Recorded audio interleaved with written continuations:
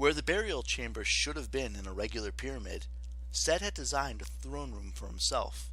It was about the size of a tennis court, but around the edges the floor dropped off into a trench deep like a moat. Far, far below, red liquid bubbled. Blood, lava, evil ketchup? None of the possibilities were good.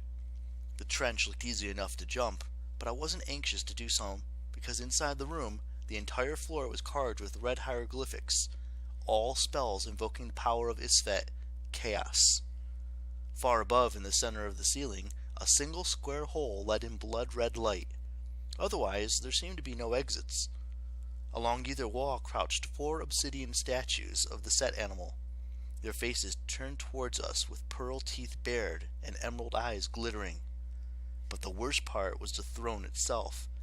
It was a horrid, misshapen thing, like a red stalagmite that had grown haphazardly from centuries of dripping sediment, and it had been formed around a gold coffin, Dad's coffin, which was buried in the throne's base, with just enough of it sticking out to form a kind of footrest. "How do we get him out?" I said with my voice trembling. Next to me, Carter caught his breath. "Amos?" I followed his gaze up the glowing red vents in the middle of the ceiling.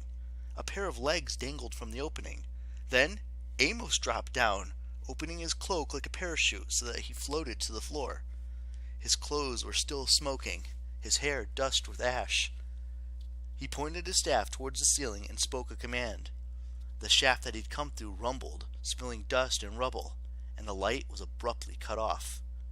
Amos dusted off his clothes and smiled at us. "That should hold them for a while." "How did you do that?" I asked. He gestured for us to join him in the room. Carter jumped the trench without hesitation. I didn't like it, but I wasn't going to let him go without me, so I hopped the trench too. Immediately, I felt even queasier than before, as if the room were tilting, throwing my senses off balance. Zia came over last, eyeing Amos carefully. "You should not be alive," she said. Amos chuckled. "Oh, I've heard that before. Now, let's get to business." "Yes," I said, staring at the stone. "How do we get the coffin out?" "Cut it?" Carter drew his sword, but Amos held up his hand. "No, children, that's not the business I meant. I've made sure no one will interrupt us. Now it's time we talked." A cold tingle started up my spine. "Talked?" Suddenly Amos fell to his knees and began to convulse. I ran towards him, but he looked up at me, his face racked with pain. His eyes were molten red. "Run!" he groaned. He collapsed, and red steam issued from his body. "We have to go!" Zia grabbed my arm. "Now!" But I watched, frozen in horror, as the steam rose from Amos's unconscious form and drifted towards the throne, slowly taking the shape of a seated man, a red warrior in fiery armor, with an iron staff in his hand and the head of a canine monster. "Oh dear," Set laughed.